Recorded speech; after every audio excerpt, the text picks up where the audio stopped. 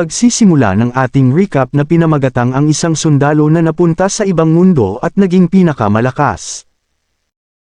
Sisimulan na natin ang ating kwento. Isang sandali makikita na dahan-daang bumubukas ang pintuan ng eroplano at nang tuluyan na itong mabuksan ay makikita na naghahanda na sa paglabas ang isang sundalo. Isang sandali lang bigla itong tumalon pababa at agad itong bumulusok sa ere tapos biglang may nagsalita ng wolf den. Wolf den. Ang lone wolf ay nagsimula na. Inuulit ko, ang lone wolf ay nagsimula na. Ang nagsalita ay tao mula sa eroplano. At muli itong nagsalita ng wolf den, ang equipment box ay na-deployed na. Inuulit ko, ang equipment box ay na-deployed na. At makikita ang equipment box ay mahuhulog ng mabilis kasabay ng sundalo na si Lone Wolf. Habang ang sundalo at equipment box ay nahuhulog ng napakabilis sa isang sandali ay nagdilim ang kalangitan. Ang araw ay kasalukuyang natakpan ng may itim na ulap na may kasamang malakas na kulog at kidlat. Habang tuluyan ng matakpan ng makakapal na ulap ang kalangitan na may kasamang kulog at kidlat ay makikitang patuloy pa rin sa pagbulusok si Lone Wolf. Biglang may lumitaw na isang butas na parang humihigop pailalim ay biglang napunta sa butas na iyon ang sundalong si Lone Wolf, nang dahil sa pangyayari na wala na ng connection si Lone Wolf. At nang dahil sa di inaasahang pangyayari makikitang tumawag sa radio ang isa pang lalaki. Tatawagan natin siyang Wolf den. Ang kasama ni Lone Wolf. Sa kasamang palad ang contact kay Lone Wolf ay nawala.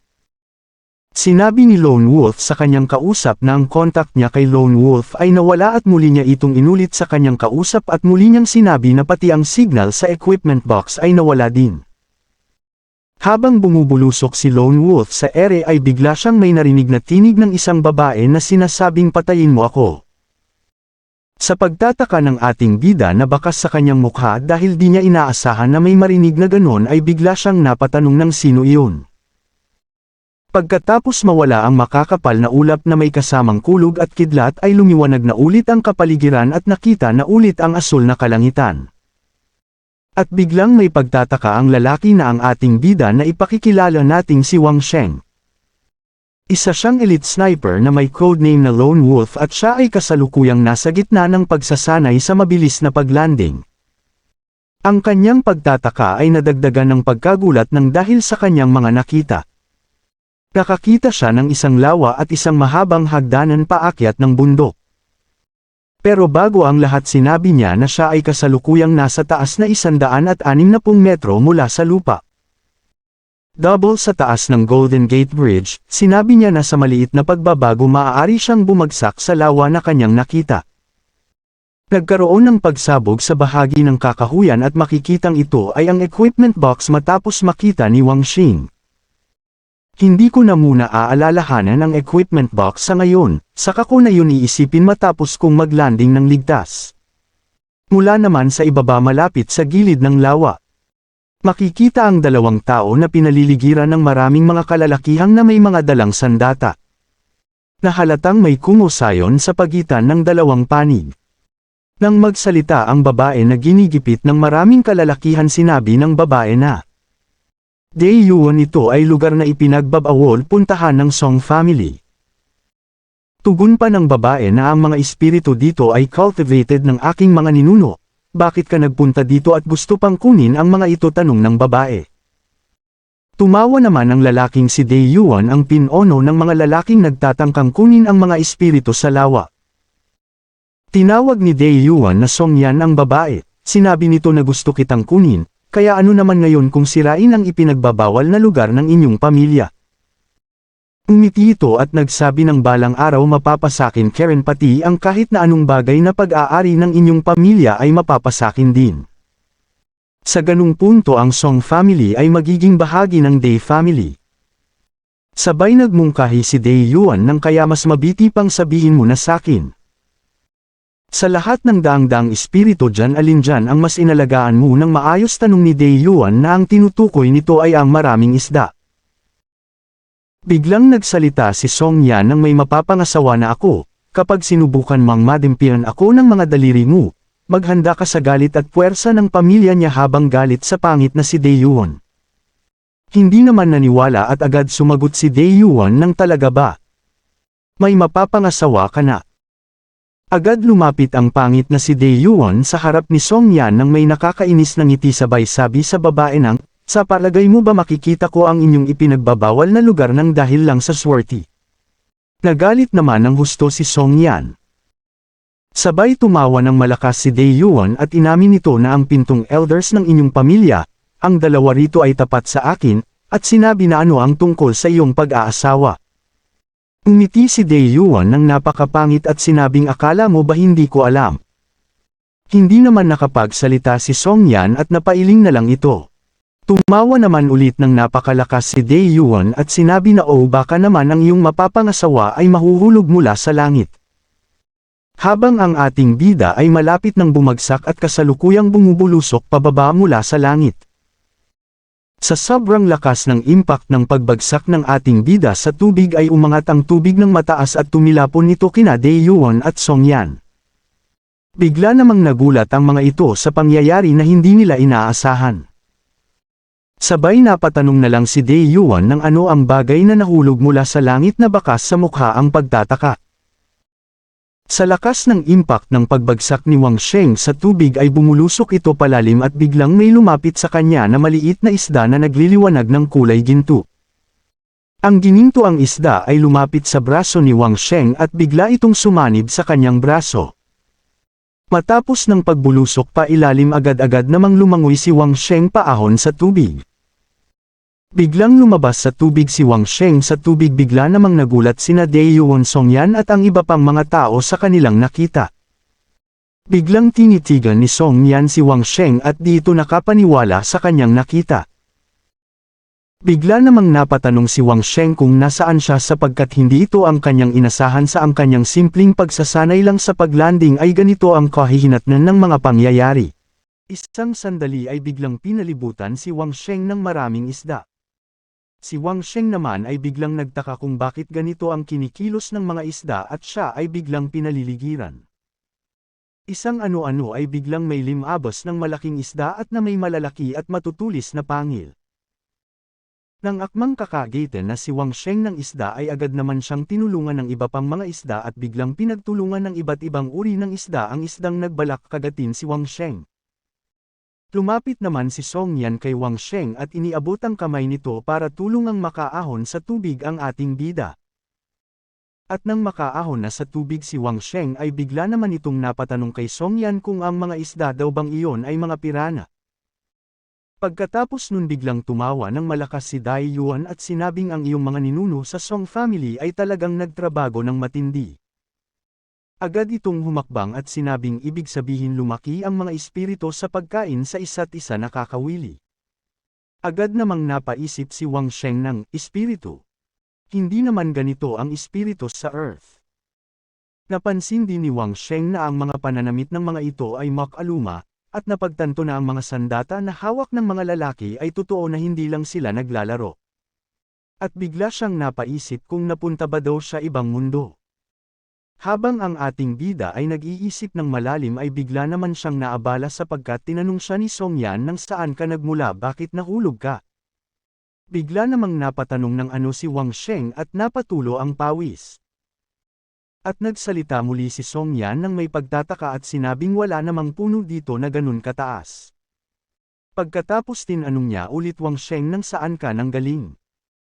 Hindi naman sinasagot ng ating bida ang tanong sapagkat ang ating bida ay nagtataka parent sa mga nangyayari at kanyang nasasaksihan ng kanyang mga mata.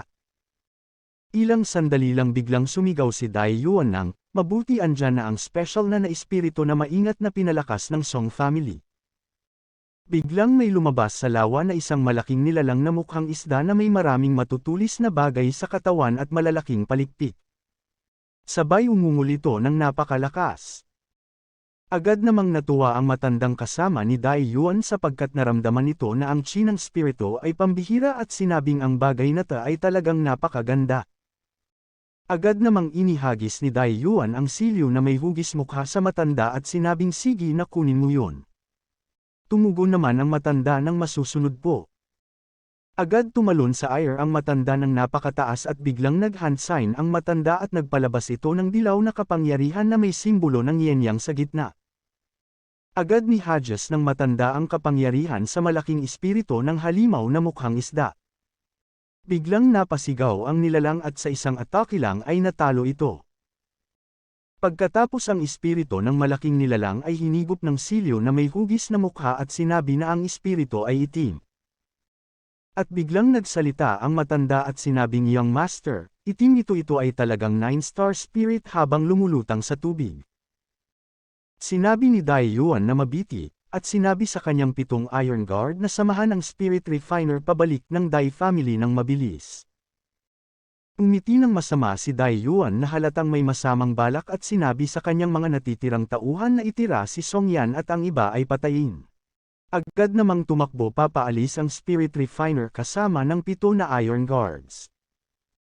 Bigla namang ngumiti ng parang demonyo sina Dai Yuan at mga kasama nitong mga Iron Guards para patayin si Wang Sheng. Nagulat naman si Wang Sheng sapagkat pati siya ay madadami sa sigalot na ito. Agad namang nagtinginan sina Song Yan at kasama nitong lalaki para dipinsahan ang kanilang sarili. Biglang lumundag ang mga ito pasugod sa mga kalaban para harapin ang mga ito. Nag-react din naman ang ating bida sa pangyayari na iyon at di na siya nag-atubili pa at binunot ang kanyang baril lagayan nito at biglang itinutok sa harapan na agad naman niyang pinaputok. Biglang napalingon sina Song Yan at kasama nitong lalaki at pati na rin ang mga tauhan ni Dai Yuan ay nagulat sa putok ng baril at bigla na lang ang mga itong napasigaw ng Young Master na bakas sa kanil. Ang mga mukha ang pag-aalala sa kanilang pinuno. Ang tinamaan pla ng bala ng baril ay si Dai Yuan. Tinamaan si Dai Yuan sa noo at sumambulat ang dugo nito. Nakapag-react pa naman si Dai Yuan at nagawa pang ituro si Wang Sheng at sinabing, "Ikaw. Buti nga Seong Dai Yuan ka na headshot katuloy ng aming bida." Matapos matamaan ay agad naman itong natambo at di kalaw na ibinawian ng kanyang buhay. Ang hawak-hawak pa ni Wang Sheng ang kanyang baril ay bigla niyang napagtanto na may umunlad pa ang kanyang pagbaril na dating 0.4 na segundo lamang ay nagawa lang niya ng 0.1 na segundo na mas bilis. Nang dahil sa nangyari biglang pinagpawisan ng isang Iron Guards at sumagaw ito ng malakas sabay sinabi sa kanyang mga kasama na, ang lalaking yun ay pinatay ang ating Young Master. Pag hindi natin nakuha ang kanyang ulo ngayon alam nyo na ang mangyayari sa atin, maliwanag. Sabay sinabing patayin. Biglang sumugod ang mga irong kina Wang Sheng ay agad namang dumipinsa ang lalaki na kasama ni Song Yan. Inatake ito ng espada ngunit nailegal naman siya ito. Matapos ay nag-counter-attack sa mga Iron Guards na pinagsusuntok at sipa ang mga ito gamit ang kanyang kakayahan sa pakikipaglaban. Hinawakan nito ang liig ng isang Iron Guard at biglang pinisil na naging sanhi ng pagkabasag ng buto nito sa liig na kalawnay na may din. Tumayo ang lalaki ng tuwid at tinitigan ang isa pang Iron Guard na halatang takot na may hawak na sandata. Habang si Song Yan ay nakikipaglaban sa mga lalaki at napaliligiran na ito. Gumawa naman siya ng kakaibang galaw itinuwid siya ang kanyang espada patagilid at sa isang slash lang na may kasamang pink na aura ay tumble lahat ang kanyang mga kalaban. Makikitang wala nang natitirang kalaban at biglang sumigaw si Song Yan at tinawag ang kanyang kasama na Uncle Yu. Agad tumakbo palapit sa Song Yan sa kanyang Tio Yu sabay sinabing ang spirit. Sinabi naman ng kanyang Tio Yu na ay re-report ko sa mga elder ang mga nangyari. Nagtaka naman si Wang Sheng sa narinig at biglang napatanong ng Tio. Tinawag naman ni Song Yan na Tio Lao Yu ang kanyang kausap at biglang nagmungkahi na siya na lang pero nang di pa niya natatapos ang kanyang sasabihin ay tinitigan ng seryoso ni Lao Yu si Song Yan ng siri. Uso at hindi na naman nakaimik pa si Song Yan at sumang-ayon na lang. Biglang tumalon at naglaho si Lao Yu, bigla namang nagulat ang ating bida at napatanong nang wala na siya. Tumingin sa kanya si Song Yan at napaisip nang ang lalaking ito ay nahulog mula sa langit at walang kahirap-hirap na pinatay si Dai Huon. Maaari siyang mahalaga pero sabay naisip muli na kailangan pa niyang magpakasal at barbarong iyon ay nasa kanya paring pangangalaga na namumulang nakatitig kay Wang Sheng. Biglang tumayo at nagpagpag ng kasuotan ang ating bida habang pinagmamasdan siya ni Song Yan na iniisip na barbaro siya sapagkat mayroon siyang bakal na lutsyon sa ulo. Maraming tato sa katawan, may misteryosong itim na kagamitan at may suot na paltak-paltak na pang-ibaba. Sabay sinuksok na ni Wang Sheng ang kanyang baril sa lalagyan nito. Agad lumapit si Wang Sheng sa taong nakahandusay para suriin kung buhay pa ito. Nagtataka naman si Song Yan habang nakatingin sa kanya, iniisip talaga na Song Yan na barbaro si Wang Sheng dahil sinusuri pa nito ang patay na katawan para kunin ang mga gamit. Isang sandali ay tumayo na si Wang Sheng hawak ang damit ng patay na tao. At agad lumapit ang ating bida kay Song Yan at nagtanong ng ano na ang nangyari ngayon. Sabihin mo sakin lahat pero dahan-dahan lang. Hindi naman nag-atubiling sabihin ni Song Yan na ang young master ng Dai family ay gusto siyang kunin at ang lahat ng bagay sa kanyang pamilya. Pero bigla kang nagpakita at pinatay mo si Dai Huon. Ayon kay Song Yan, tapos nagtanong ulit si Wang Sheng ng ano naman ang mga kaganapan sa tubig. Ang mga nilalang ba sa tubig ang tinatawag niyong spirit? Agad namang sinagot ni Song Yan ng, tama ka, spirit ang mga yan. Sinabi pa ni Song Yan na pwedeng ma-absorb ang spirit sa pamamagitan ng cultivation. Ang pinakamataas na uri ay ang 9 stars black spirit. Katulad ng nagpakitang malaking nilalang kanina sa tubig. Sabay sinabihan ni Song Yan si Wang Sheng ng, ikaw, nakita kita kanina nung mahulog ka sa tubig, nakita ko na inabsorb mo ang maliit na isda. Ang tinutukoy niya ang ginintuang isda na sumanib sa braso ni Wang Sheng. Iyon ay mahinang klase lang na parang basura. Na wala man lang rank. Paliwanag ni Song Yan. Agad namang napabuntong hininga ang ating bida sa kanyang nalaman. Muling nagsalita si Song Yan at sinabing marami na akong nasabi pero hindi ko pa alam ang pangalan mo. At agad naman siyang nagpakilala na siya si Song Yan ang malayong pinsan ng Song family ng Shanglin City.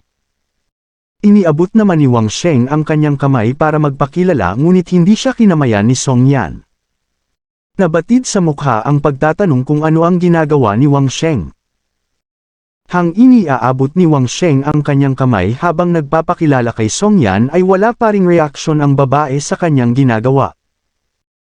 Bigla namang napakamot sa ulo si Wang Sheng kahit may suot siyang helmet at napagtanto na ang mga taong taga dito ay walang ganong kasanayan ng pagpapakilala. Hindi naman na nakapagsalita si Song Yan. Matapos nila mag-usap nagmungkahi naman si Song Yan ng gumagabi na kailangan na nating bumalik sa Shanglin City. Habang sila'y naglalakad pabalik ng Shanglin City nagsalita naman si Wang Sheng nang sa totoo lang may isa pa akong itatanong. Ikaw at ang tiyo mo ay may kakayahang lumaban, kaya bakit di kayo lumaban noong umpisa palang disin hindi sana nawala ang 9-star spirit?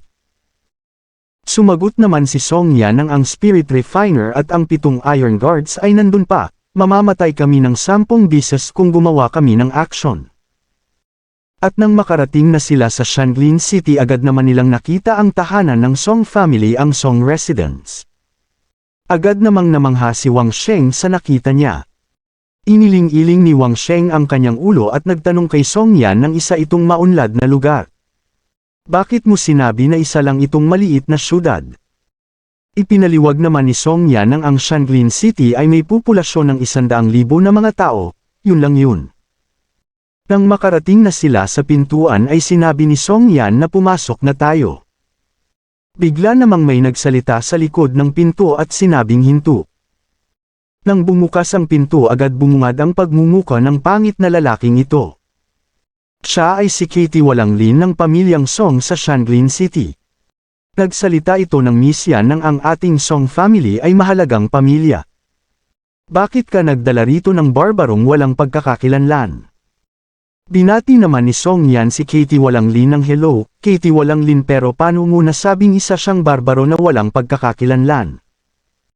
At nang ipakikilala na niya si Wang Sheng ay agad lumapit di Katie Walanglin kay Wang Sheng at sinuri ito. Habang sinusuri ni Lin si Wang Sheng ay sinabihan nito si Song Yan ng, Miss Yan, hindi ko ito lugar para pagsabihan ka. Pero wag kang maging malapit sa isang taong walang pagkakakilanlan kung saan nagmula. Sisirain lang nito ang iyong reputasyon. Habang sinusuri pa ni Katie walang Lin si Wang Sheng ay sinabi nito kay Song Yan ang nakasut ng kakaibang kasutan. Ang mukha ay puno ng pintura. Hindi mo ba ito masasabing barbaro? Tumingin naman ng masama si Wang Sheng kay Katie walang Lin at nagsalita ng anong sinabi mo. Nainas ang ating bida dahil tinatawag siyang barbaro.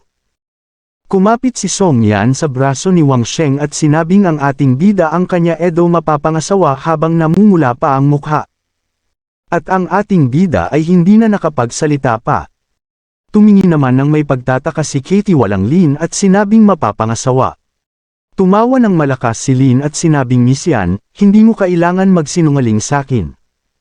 Kahit pa magdala ka ng lalaking taong bundok. Ngayong ang Song family ay mayroon pang pamangkin. Isa itong malaking oportunidad gusto mong gamitin ang iyong mapapangasawang iyan para makaligtas.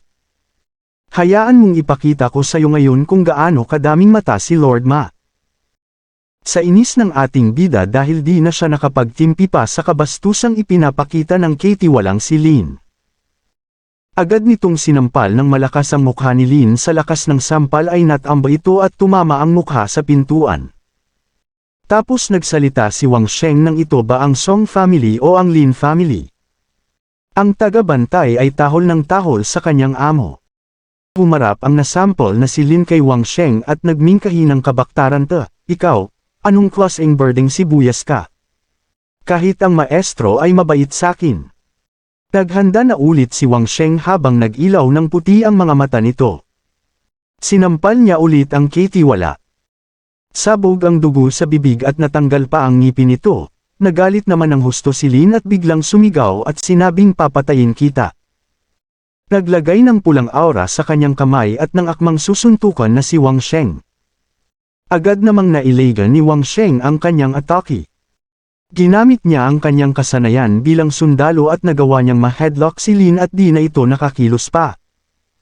Hinugot niya ang kanyang punyal at itinutok ito sa leeg ng Katie walang si Lin. Nagsalita ng kalmado si Wang Sheng ng sino ka para patayin ako. Habang nagpupumiglas ni Lin na halatang nahihirapan ng makahinga sa pagkaka-headlock ni Wang Sheng.